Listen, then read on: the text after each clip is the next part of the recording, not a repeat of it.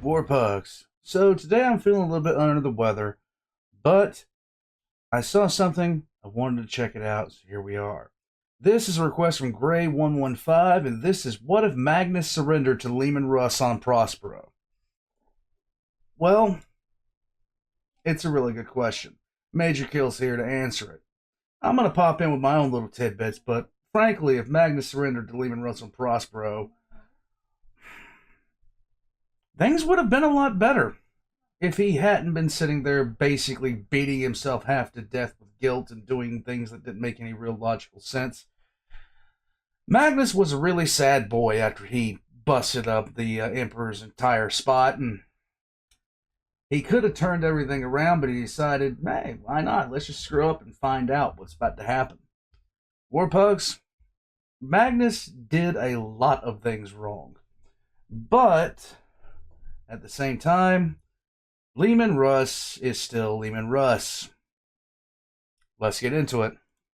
Magnus had arguably the largest impact on the entire Horus heresy other than Erebus and Horus himself. It was Magnus's poor decisions which absolutely kneecapped the hell out of the Emperor and his forces, giving Horus a massive advantage which he then used to turn the Emperor into a big-ass fleshy battery, whilst dooming the galaxy to a slow destruction via copious amounts of dope-ass war. But what if Magnus did the right thing? What if he didn't break the Edict of Nikea? Or if he did, what if he then surrendered to Leman instead of sulking and allowing his world to get bombed and his son slaughtered? This change would be massive, with the setting looking a lot more noble bright rather than the grim darkness we currently have. Before we get started, the most important thing in life isn't money or relationships or even Warhammer, it's your health. That might seem like common knowledge, yet many of you watching this video probably have some seriously bad habits that are slowly killing ya. So I've partnered up with Fume today to try give you an alternative to self-destruction. I know about this company. Fume is a diffuser device that basically allows you to suck on flavored air. No chemicals or nicotine or anything addictive, just nice yummy air depending what flavor of charge you place into it. It's non-electrical, is made of natural materials, and can also be used as a fiddle device. Basically a perfect tool to help you break free of certain bad habits whilst not just going full cold turkey on them. Some of the best flavors include orange vanilla, peppermint, raspberry lemonade, white cranberry, and more. I love the mint flavor as it tastes like a fresh hit of chewing gum. So to take an easy but bold step towards shaking off some shocking habits whilst giving you something fiddly and sucky to play with at your desk or out and about, then head to tryfume.com/majorkill and use code majorkill or scan the QR on screen to get 10% off the Fume Journey pack. Cheers to I recommend this 100%. This will be down in the description below. Anything that can improve your health, Warpugs, give it a shot. Why not? Fume for sponsoring this video. Today we'll answer the question, what if Magnus did something right? What if he surrendered to Leman and went back with him to Terra? That is the main and most interesting what if scenario. However, I will also answer the what if Magnus didn't violate the Council of Nikea to begin with, thus didn't break the webway, as well as what if Magnus accepted the Emperor's offer of redemption towards the later stage of the Horus heresy. Basically, we will look at every opportunity Magnus had to do the right thing, but you know, didn't. Because let's get into it. Before we get into the what ifs, we do have to set the record straight. Magnus was the target of Titsnitch since the beginning. The Chaos God of being a sneaky manipulative fuck had set up a grand scheme to eventually orchestrate Magnus's fall. This scheme was so elaborate that nobody other than Titsnitch himself thought Magnus could be corrupted. So whilst Magnus is a fuckwit that made his bed and now has to sleep in it, there is some consideration to be made since he had the nearly undivided attention of the second most manipulative, intelligent and scheming entity in the galaxy. The first being the Emperor, of course. So for these examples, let's just say Magnus completely goes off Titsnitch's path and does the right thing, taking the God of Change by surprise each time. We will start with the most straightforward one. What if, when Magnus foresaw Horus turning traitor, and instead of projecting into Horus's dream and then projecting into the Imperial Palace, hence shattering the wards and fucking over everything, he instead obeys the Council of Nikea and attempts to travel to Terra in person to warn his father. In this circumstance, Horus probably still falls to chaos, as he did even when Magnus attempted to save him. But Magnus, like if Magnus had been a loyalist with the entire power of the Thousand Suns at his back, he would have bitch slapped Horus into the next dimension. point, although warp travel was still getting shaky, the ruined storm did not yet exist. Hence, while Chaos could definitely try batter Magnus and the roughly half of his legion that he would bring with him with warp storms, that's all they can really do. If Chaos had total control of the warp, they would simply just delete each of the loyalist legions as they entered the warp for travel. Titsnitch would probably get pretty mad and would accelerate the flesh change in the Thousand Suns. And while sure, the rate of Thousand Suns turning into tentacle hentai monsters would increase, the fact that none of them had been using psychic power since the Council of Nikea would greatly diminish their connection to Titsnitch. Hence, the flesh change would happen slower and would not cause much damage before they reached Terra, and the Emperor's power put a stop to it. The warp jump itself would actually be pretty short, since Prospero is quite close to Terra as far as the galaxy goes, with Magnus most likely reaching his father well before the Isvan atrocity, where the traitor legions made their first move and purged their loyal elements, which in turn resulted in Nathaniel Garo reaching Rogel Dawn and alerting him to the start of the heresy. Because of that, this would end the heresy pretty bloody quickly. Yes, the Emperor would be a lot more trusting of Magnus since the Crimson King didn't disobey the edict, with the Emperor then rallying the legions to him and demanding Horus come before him. Astropathic messages would arrive at the traitor fleets, telling them to stand down and return to the Emperor for judgment. If this happens before Isvan, which it probably would, the loyalist elements of the traitor fleets would become confused and wary, not likely to fall into any trap of their Primarch's design. Horus might balk, seeing that he was doomed, and beg for forgiveness. However, I don't think his ego would allow him to do that. It wouldn't. Instead, he would go ahead with his rebellion, violently attempting to purge the loyalist elements of the Legion manually, which would be a bloody affair, leaving his Legion weakened. Some traitors would still join him, like Angron, who was begging for death anyway, Lorgar, who was a fanatic, as well as Conrad, who was fucking insane. However, Perturabo would steer clear, while Terran would also likely back down, with Alpharius staying loyalist, as well as Magnus. Fulgrim was corrupted by this point, so he would also probably stay traitor. The combined might of the Sons of Horus, Empress Children, Night Lords, World Eaters, and Wordbearers would get massacred in an epic but one-sided battle against the forces of the Emperor and the rest of the legions. A handful of traitor marines and a couple traitor Primarchs would escape, but all in all, nothing compared to the actual heresy. Now for the more interesting what if. That being, what if Magnus fucks up, breaks the Council of Nikea, and blows a hole in the webway, ruining the Emperor's greatest dream and dooming mankind. But instead of being a fuckwit and turning Prospero into the most unnecessary battleground ever, what if he instead met Leman's fleet in space, broadcasting surrender signals and allowing he and his legion to be taken into custody? After all, Leman's original orders were to retrieve Magnus, not kill him, and Leman even attempted communication with Magnus to try and get him to stand down. The thing about it is, too, Leman had gotten his orders changed by Horus, which Leman didn't see as making a whole lot of sense. He didn't see it as making that much sense when he was ordered to go to Prospero by Leman and kill him rather than take him captive, as was the Emperor's demand. So there was a lot of conflicting things going on at that point. And Leman, it was a story of two Primarchs. One that was too emo to survive, the other one too much of a brickhead to actually go through with stuff.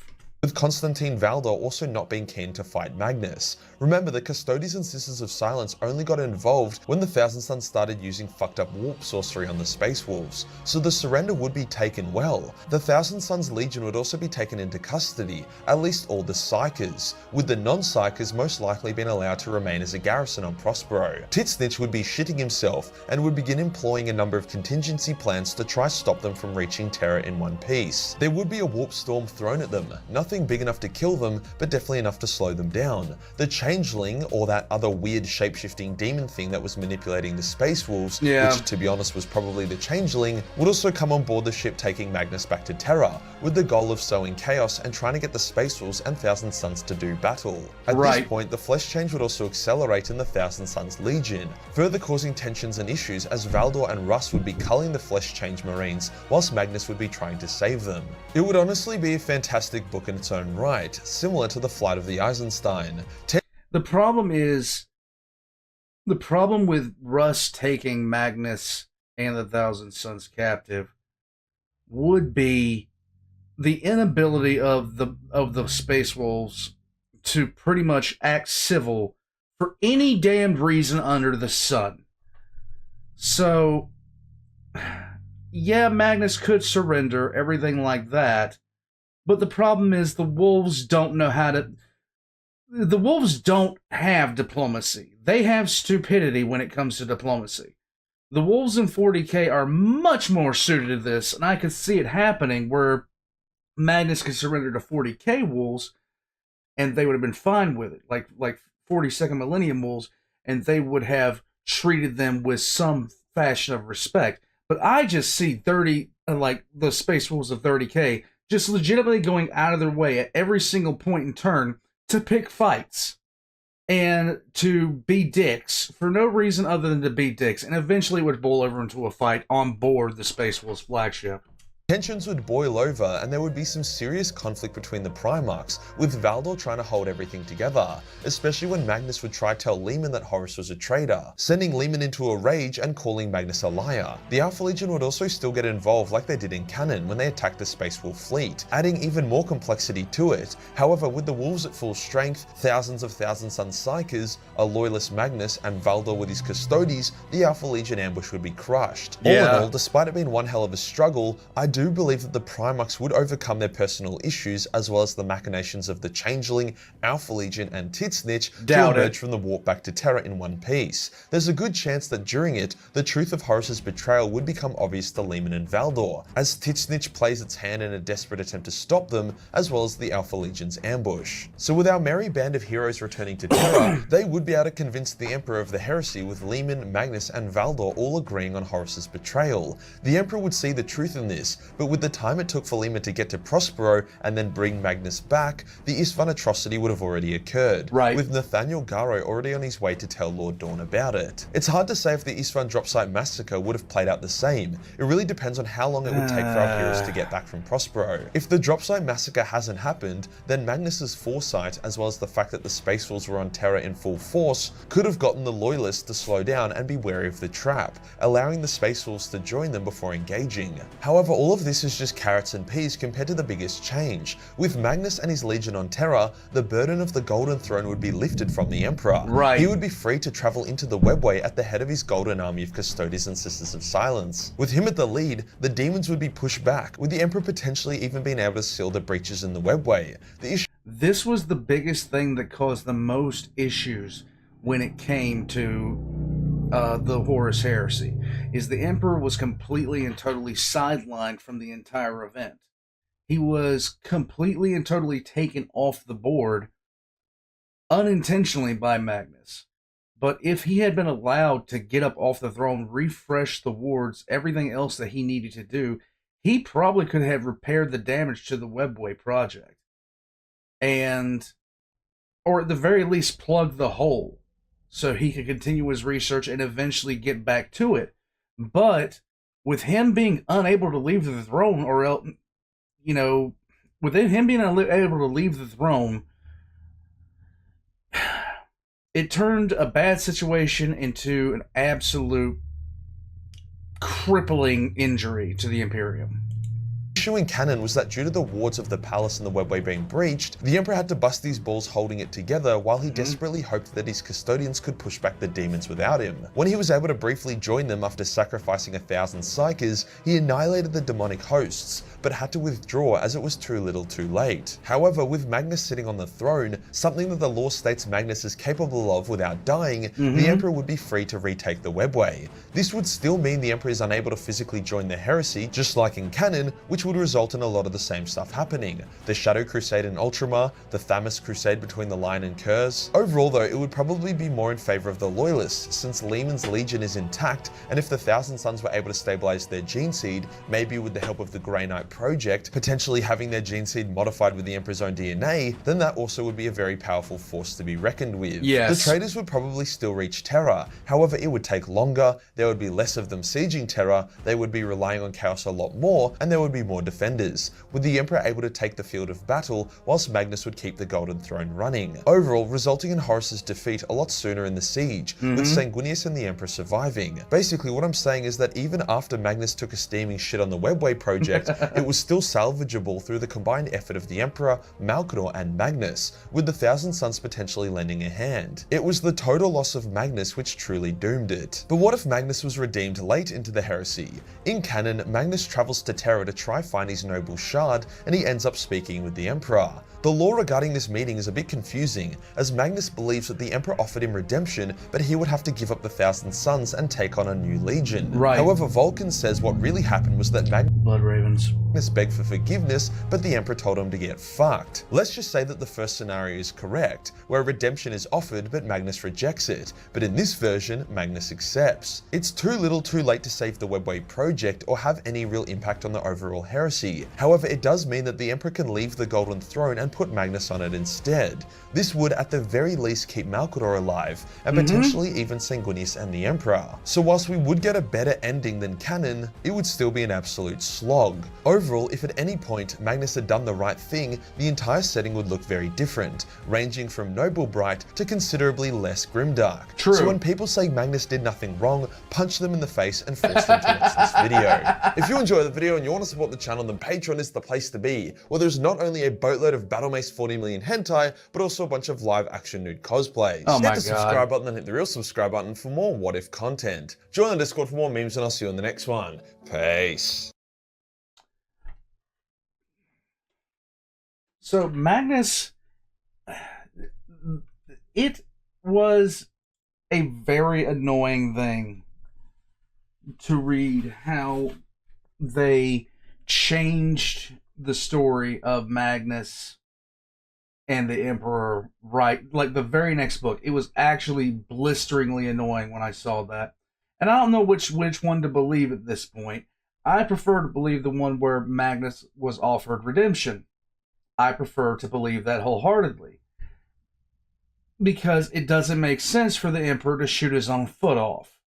Which is exactly what the second one, what Vulcan said happened, would have been the Emperor doing. The Emperor would have been like, no, I prefer to remain in a bear trap having battery acid poured on my eyeballs every day than forgive you for what you have done.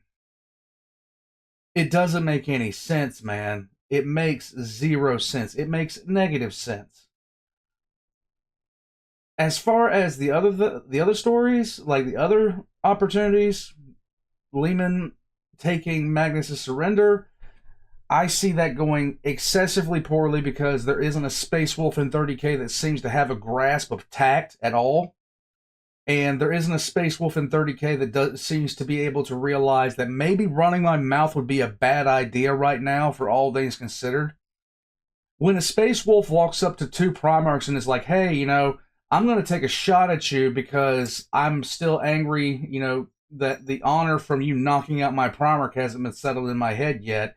So in the middle of you, Gilliman, meeting the Lion, I'm just going to waltz my stupid self up there and start talking trash.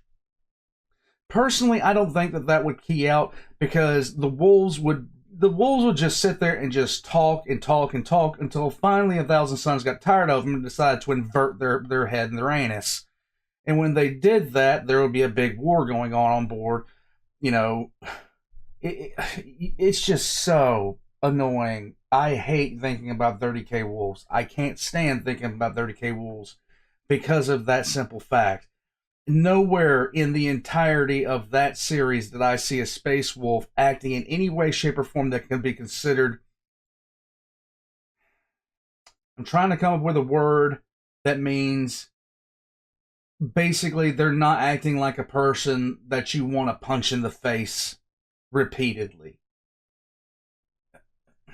Wolves in 40k are very annoying, and so is their Primarch. Warpugs, I'm going to jump out of here. I think the only one that would have worked is... there was two that would have worked. One, Magnus goes and alerts the Emperor before anything happens. And the second would be Magnus accepts the Emperor's offer of forgiveness while he's standing in front of the Golden Throne during the Siege of Terra. The first one only would have worked if Magnus hadn't, can't wait till that's over. If Magnus hadn't sat there and been sniffing his own Kool-Aid. And the first one would have only happened, well, it wouldn't have happened, to be honest with you, because Magnus... Anyhow, the one in front of the Golden Throne wouldn't have happened simply because of the fact that the Magnus was not willing to sacrifice his own kids. In any case, other than the ones he already sacrificed when he allowed Leman Russ to surprise attack Prospero, even though he had weeks worth of warning. Don't ask me. Don't ask me. I don't understand Magnus sometimes. I'll catch you later, War Pugs. All the links are going to be in the description down below, including my own, for Patreon, for merch, for the lore channel. I'll catch you guys next time.